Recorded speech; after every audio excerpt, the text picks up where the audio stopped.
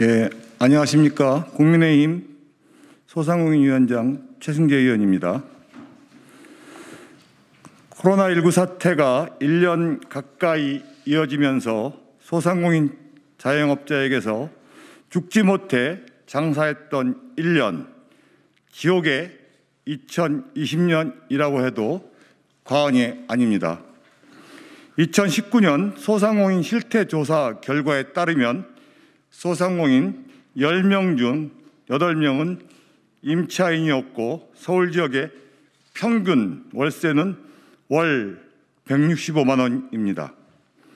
그러나 정부의 3차 재난지원금은 한 달 월세도 못 미치는 단기책에 불과할 뿐입니다. 이런 와중에 소상공인의 생존과 직결된 또 하나의 태풍이 아무런 대책 없이 몰아닥치고 있습니다. 지난 2018년에 이어 21대 총선에서도 더불어민주당과 한국노총이 합의한 근로기준법의 5인 미만 사업장 확대 적용이 국회의 문턱을 넘으려고 하고 있습니다. 지난 20대 국회에서는 소상공인연합회 회원단체들이 강력한 반발로 정책협약 철회를 이끌어낸 바 있습니다. 근로자들의 삶의 질을 높이고 근로자들의 근무 환경을 개선하는 것에 대해서 반대할 이유는 없습니다. 그러나 그 이유를 이면을 들여다보면 일거리는 사라지고 있는데 일자리만 늘리겠다는 현 정부의 모순된 노동정책과 맥을 같이 하고 있습니다.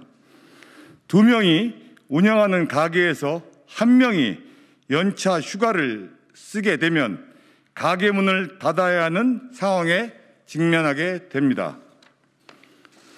초과 근로수당, 연차, 유급 휴가 등 비용이 수반되는 규제가 영세 소상공인에게 적용될 경우 인건비 부담은 폭발적으로 늘어날 것입니다. 2019년 소상공인 영업이익은 3,300만 원으로 근로소득자 평균 연봉인 3,647만 원 기준에도 못 미치는 수치입니다. 금년에는 코로나19 사태로 그 격차는 훨씬 벌어진 상태입니다. 법이 통과할 경우 전체 사업장의 60%를 차지하는 5인 미만 사업장 약 120만 개소 대다수는 근로기준법을 위반하는 범법자가 될 수 있습니다. 대기업과 동일한 잣대를 적용하면 버텨낼 영세 자영업자가 누가 있겠습니까? 직원을 내보낼 수밖에 없는 소상공인 자영업자가 급격히 늘어나 일자리는 크게 감소할 것입니다.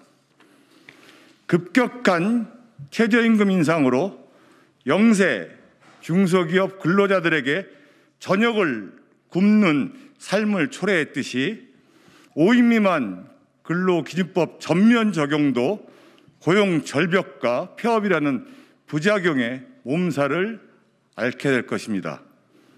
이 법의 적용 대상의 확대에 앞서 사용자와 근로자에게 미치는 경제적, 사회적 파급 효과에 대한 분석이나 예측이 선행되어야 할 것입니다. 더불어민주당은 압도적인 의석수를 내세워 법안을 강행 처리해서는 안 됩니다. 무엇보다 근로기준법을 준수하는 데 필요한 지원이 선행되어야 할 것입니다. 저는 오늘 상시 4명 이하의 근로자를 사용하는 사업 또는 사업장에 대해 근로기준법의 규정을 적용을 위해 필요한 비용이 전부 또는 일부를 국가가 지원하도록 하는 근로기준법 일부 개정 법률안을 대표 발의했습니다. 모든 근로자의 삶의 질 향상을 원한다면 지불 능력이 없는 소상공인 자영업자에게 책임을 일방적으로 전가해서는 안 됩니다.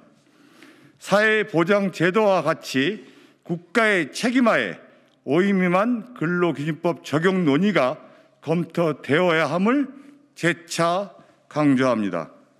정부 여당은 특정 힘 있는 노동단체만 챙기지 말고 경제적 약자인 700만 소상공인 가족들의 절규에 양심 있는 귀를 기울이시기 바랍니다. 2020년 12월 29일 국회의원 최승재 감사합니다.